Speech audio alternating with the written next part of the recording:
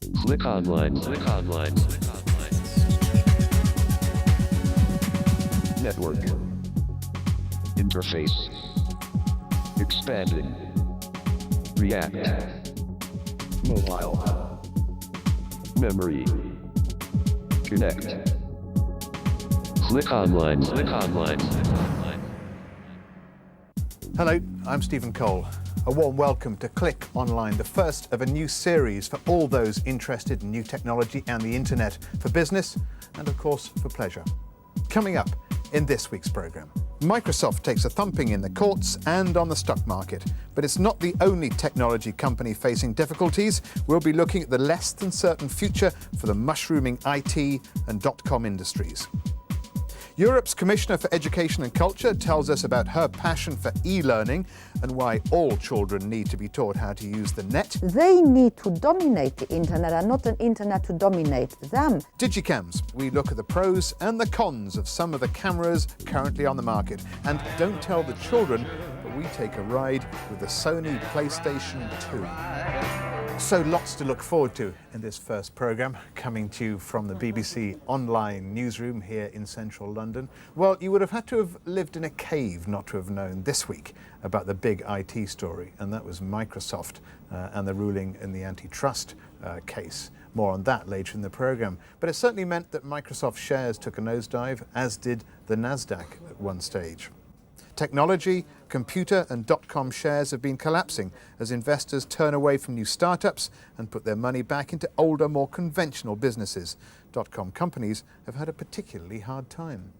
And it's a lesson that some companies have been taking very seriously indeed. Let's find out more from Paul Charles. Paul is from Screentrade Co. UK, and that's a financial services website. First of all, Paul, there must be a fair bit of nervousness among companies that are about to go public. I think this is a defining moment. This is a point where many investors are turning around and saying, what sort of track record do these companies have? What's their management background? What do they actually make? When are they going to make a profit? And so we're seeing a sea change among investors who are saying perhaps now is the time to return to those traditional companies which frankly have proven the test of time. They've got solid backgrounds and very good managements. So what happened at the beginning? Was it greed? Was it naivety? What was it? I think there's an element of that, certainly. Clearly, it's a new industry. In every industry, there's going to be good and bad. There are going to be those companies that can survive, that have enormous financial clout, and those that don't and are trying to make a quick buck. It's the quick buck companies, if you like, who are now seeing very high burn rates, as it's known in the industry. They're burning up money very fast, and they face the danger of going under because they just are running out of money, or being taken over by some of the more solid companies who do know what the business is about. This seems to have happened in Europe and America, certainly, United States. But what about Asia? What's happened there? It's a fast-growing area. America led the way, and Europe is about 6 months to a year behind the United States. But Asia is then 6 months behind Europe. And what we're seeing now are good opportunities for investors to move into that region. There are a lot of good ideas, a lot of entrepreneurs building up in Asia on the back of what has been a very difficult period in the last few years. So good opportunities in Asia. And will they have learned not to run before they can walk? Yeah, because obviously in Europe we went too fast. Some companies certainly did go too fast and they grew too quickly, and now they're seeing the painful signs. I think Asia will learn many lessons indeed from what's happened in the United States. And what we're going to see is much more movement of skilled workers. In America, they've got the expertise, and Europe, of the expertise of working in these businesses, and they've got the knowledge of what went wrong. They've got the background and the experience. They'll transfer that experience through to Asia, and Asian companies should do rather well. Should investors in new technology be nervous now? Should they be writing to their broker, ring up the broker, emailing the investors? If ever the statement about not having all your eggs in one basket is true, then it's true today. I mean, clearly you've got to spread the risk. These are very risky businesses in many cases that you might be investing in. And so perhaps you should be saying, I shouldn't be putting them all into this company. I should be mixing between old economy and new economy. Often the old economy companies will do very well in times of crisis or when there's uncertainty around. It's the new economies that now have to stand the test of time. And investors will be saying, perhaps I shouldn't be investing all my money in those areas and some of the newer companies that I just don't know anything about. When are they going to make a profit? So, Paul, investors should be saying, show me the value, not show me the money. Yeah, investors should be asking, where's the quality? What am I actually investing in? When is this business going to make some money? What sort of return am I going to see? Or is it just hype? Look behind the hype at the quality. Paul Charles, thanks very much indeed. Now let's take a look at some of the other stories making the headlines this week. Click online. Click online. Click online. Well, we have to mention Microsoft, don't we? The corporation has been anti-competitive, say the US courts, but any hopes of an early resolution in the antitrust case look like being pie in the sky. Bill Gates says he has been competitive and is confident the ruling will be overturned on appeal. Both sides, though, are digging in for years of legal wranglings. Internet service providers in Britain are getting very jittery indeed after one of the country's biggest ISPs, Demon Internet, had to pay damages to a man allegedly libelled by a news group it hosts. The settlement has sent shockwaves through the industry, setting a precedent that ISPs are liable for any content they carry, even within chat rooms. Just how safe is our data? Well, a British government survey, which is out this week, shows that 60% of UK companies have suffered a security breach in the last 2 years. More worrying still, this figure is even higher for organisations who are storing critical or sensitive information. We'll be looking more closely at security next week, when Click Online will be coming from Europe's largest information and security conference. Click online. Click online. Click online. And you can get the updated internet or e-commerce news via our website at bbcworld.com. Now, she's a woman with a mission. It is the European Minister for Culture and Education, Viviane Reding, and she's determined that children should be learning everything there is to know about e-learning. Shirin Wheeler went along to her virtual classroom to find out what it's all about. In fact, it was a plush office, but it didn't fit as well. Click online. Click online. Up to now, America has dominated the development of IT and the internet. But here at the European Commission, they want that to change. And one of the strategies for making that happen is firmly based in the classroom. It's the brainchild of the Commissioner for Culture, Media and Education. And here in this office in Brussels is where Viviane Reding dreams it all up. Great. Tell me something about the vision that you have for this e-learning program. You see, we have a very difficult problem. It is not only in the learning side, it is also on the economic side, it is also on the cultural side. Well, the problem is that until the year 2002, Europe is going to miss 1.6 million talented people who are capable to utilize the new technologies, the new information society. So this, of course, is going to create a very big problem to our industry, to our economic development. So we need to train people as quickly as possible in order to fill up the gap which is building up. So if we do not do anything now at once, we are going to be in a very, very great difficulties in 1 or 2 years. So for you, the solution is in the classroom? Yes, because you can import people, 20, 30,000, but you do not solve the problem.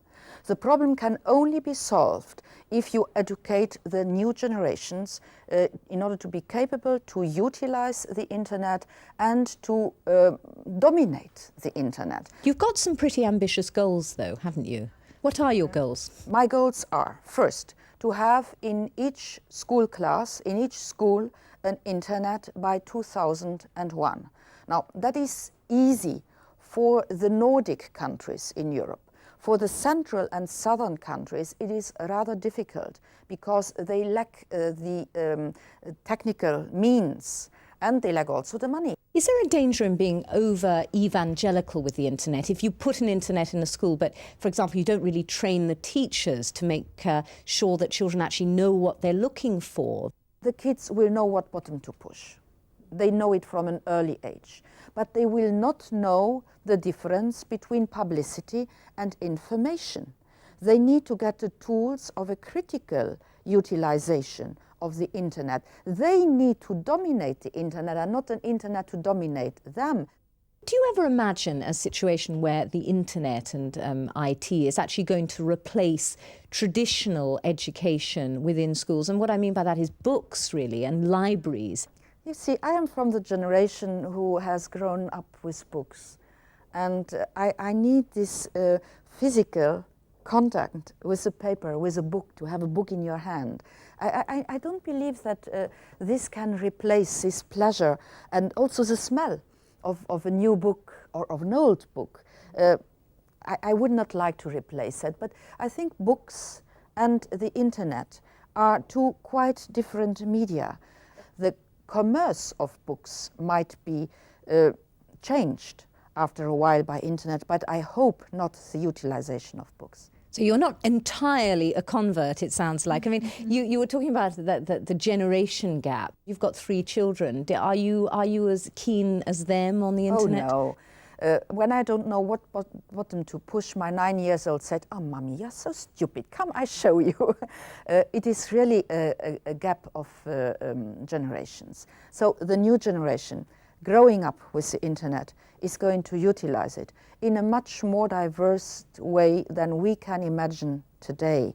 It's going to be their world, another world, but we have to prepare them to that world. I'm very much afraid of one thing: to have in future a second social division in the society. Now you have the division of those who have learned and who haven't learned, those who are rich, those who are poor. If we do not make the effort of the e-learning program, we are going to have the gap of the young people who know to handle the new technologies and who will have a chance in the working place, and those who do not know and who will be left aside in the society. Click online. Click online. The European Commissioner Viviane Reding giving us her vision of e-Europe. Now let's leave the classroom, go out to the playground and find out a little more about the latest gadgets that are designed to make our lives a little bit more fun. David Jameson has this week's road test. Click online. Click online. Thanks, Stephen. Well, this is St Catherine's Dock in London's East End, and we're here at the offices of PC Magazine. I've got their technical editor here with me, Jonathan Bennett. And Jonathan, we're going to have a chat about digital cameras. Now, why would I want to buy a digital still camera? What's the advantage of them? Well, compared with a traditional film camera, you can get your pictures out of a digital camera much faster and into a PC and printed out in a matter of minutes rather than hours or even days with a traditional film camera. Technical specifications, let's look at these. What are the sort of things that I should be looking at? Pixel numbers, CCD, what? The 4 cameras we have here are all 2 megapixel cameras. That means they've got 2 million picture elements in them, little squares. That's pretty good as far as digital cameras go at a reasonable price. It's not going to be as good as a professional film camera, but it's about as good as your standard compact camera. These have the standard features that a film camera would. Sure, I mean they're designed around the concept of a compact camera. One big difference is though, as well as having the optical viewfinder you find in a normal camera, obviously a digital camera has an LCD viewfinder which allows you to see the picture you've taken afterwards. So let's do it. How easy is the process? It's easy. I mean I can stick this camera up to my eye, flash goes off, and there we can see there's a picture of David. Now we want to get it onto the hard drive. How do we go about that? Right, most of the cameras have a digital connection just here. They'll come supplied with a cable. We've got the one for this camera here. Just pop it in, we can open the camera. It'll take a quick thumbnail of each of the pictures that is in the camera. Obviously the connection's not that fast, it's quite a large image. This particular camera uses a serial connection. You can get some that use a USB connection. USB is a lot faster than a standard serial connection. USB simply being plug it in and play. Exactly, it's no fuss, just plug it in, it'll work. The camera's auto-detected and the speed's 10 times faster. And the quality of the images once they're on screen? Pretty good. We can see here we've just downloaded this one, and if we take it up to 100% and use the whole screen, and for use on the web, that's certainly as large as you'd want it. But we're getting to the stage now with a digital camera where this is good enough to print out onto paper and use instead of photos that you might have previously taken to get developed. Was there any one particular camera that you preferred over the others? The whole point of a camera like this is ease of use, and this Toshiba is it. The controls are clearly labelled, it's easy to tell what they all do, it's easy to take pictures with this camera, and as we've seen, it's also easy to get the pictures from the camera onto your PC. Great, thanks very much, Jonathan. Well, there you go, a completely new way to easily move photos around the world on the internet. Back to you, Stephen. Thanks, David. You're watching Click Online. Coming up later in the programme, a different type of road test as we put the PlayStation 2 through its paces. And that's after the break. Click Online. Click Online. Click Online. Click Online. Welcome back. Let's take a look now at what's worth watching on the web. Click Online. Click Online. With me is Rob Freeman. Rob's a web producer here at BBC Online. So, Rob, what have you got for us this week? The first one is the Universal Currency Converter. It's available in 3 languages, English, French and Swedish, and you can change just about any currency into any other currency. So pick a currency. Irish punts. Let's have a look, see if we can find those. Only because I was over there recently. Oh, right. There we go. And had a great time in Dublin, I have to say. Going to what? English pounds. Into pounds? Okay, let's have a go. This is updated every second, they claim. So there you go, there's the exchange rate. £7.64 pence, just on 65. £7.64 pence. For 10. For 10. Oh, I was going to say. That's a very good rate. The next one is New Media, newmedia.com.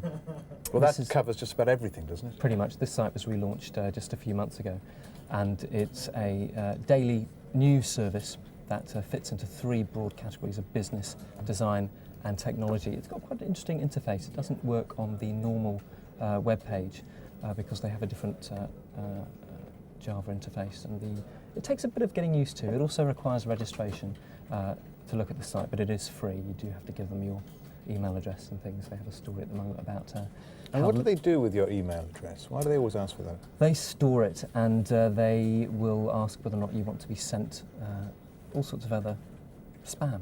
Right, basically. all the others. But rubbish. usually the good sites will let you untick that option. Okay. Which New Media does. Let's move on. The next one is .com Guy.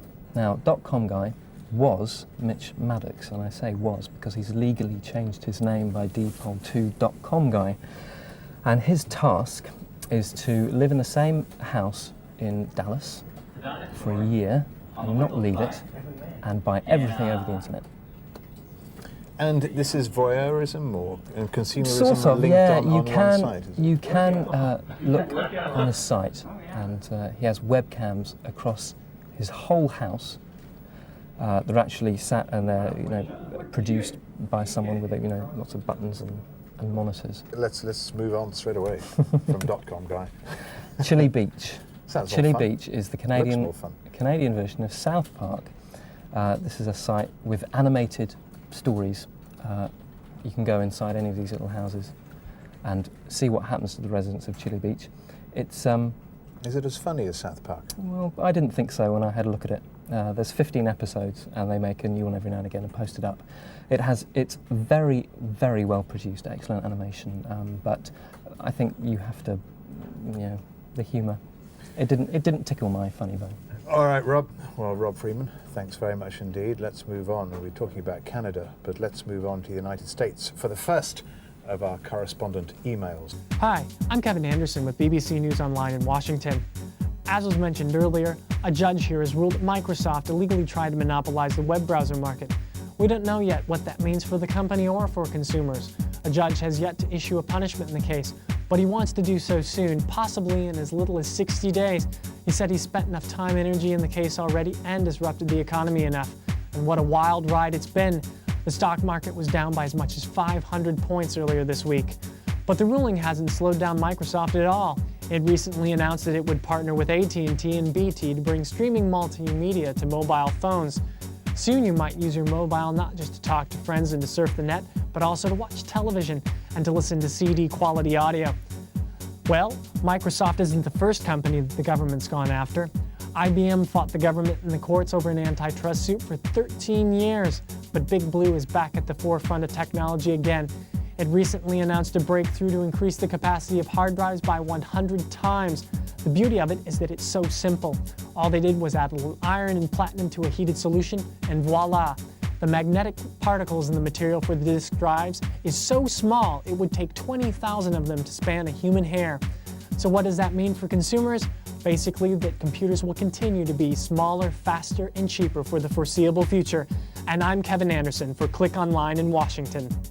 Well, PlayStation 2 doesn't arrive in Europe or the United States until the autumn, but you don't have to wait that long, because although we wouldn't normally approve of smuggling, our intrepid reporter Ben Silburn has taken one away. Take a look at this.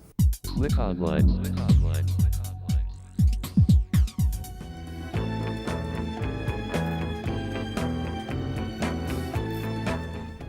I have it here.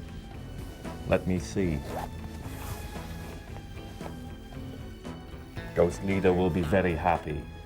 There's only one problem. You have the supercomputer? What problem? I can't see it. Ugh. Oh, that's better. Well, here it is. The moment we've all been waiting for. We've got our hands on the hottest game property. It's the new Sony PlayStation 2. And I'm here with Catherine Shannon of official UK PlayStation magazine, who's going to take us through it. Kathy, hi. Hi, it is indeed a supercomputer, a covert operation to hand it over. It's definitely the most exciting thing that's happened in video games ever.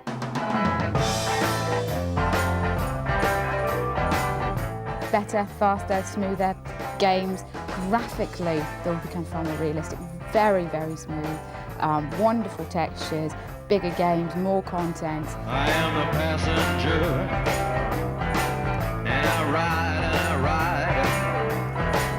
ride through the city backsides. I see the stars come out of the sky. What about the controllers? We're all familiar with the familiar four shapes of Yes, buttons. there's the DualShock 2. Looks very similar to the original DualShock, but the X, circle, square, and triangle buttons have, I think it's 250 odd levels of sensitivity. So depending on how hard you press it, you'll get a different reaction within the game. I mean, they really have tweaked every inch of the machine. Oh, the passenger, how it rides. Oh, the passenger, he rides and he rides. He looks through his window. What does he see? He sees the side and hollow sky. He sees the stars come out tonight. He sees the city's ripped back sides. He sees the winding ocean drive. And everything was made for you and me. All of it was made for you and me. 'Cause it just belongs to you and me. So let's take a ride and see what's mine. It was released in Japan on the 4th of March, and it's going to be about 6 months before it comes out over here, but it's not a problem. It just means that by the time it comes here, the games will have tightened up, tweaked up the sort of problems, and we'll get all the best things first. So we'll actually be able to pick the best of the crop of games. The cream of the crop. The cream of the crop, of the Japanese crop. Definitely, Right. definitely. There have been a lot of sort of games that have been perhaps rushed out slightly for its launch in Japan, and we won't be seeing those, which isn't necessarily a bad thing.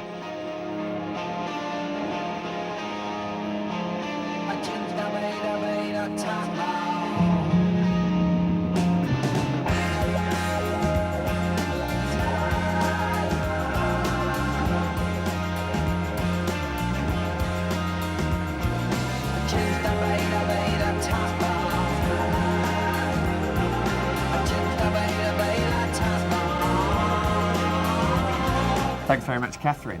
So there it is, the Sony PlayStation 2 in all its glory. Back to you, Stephen. Thanks very much, Ben, although I'm not sure I'm up to standing on the back of a racing car. I think next week we'll take a safer route and send him shopping. Well, that's it from this first ever edition of Click Online. I hope you've enjoyed the programme. If you have any opinions or any views about what you've seen, including, of course, about our top story, the future of .com companies, don't hesitate to let us know. You can email us easily at BBC Click Online. Next week, we'll be going to the International Security Information Exhibition here in central London at Olympia. But from me, Stephen Cole, for this week, it's goodbye. Click Online. Click Online. Network. Interface. Expanding. React. Mobile. Memory. Connect. Click Online. Click Online.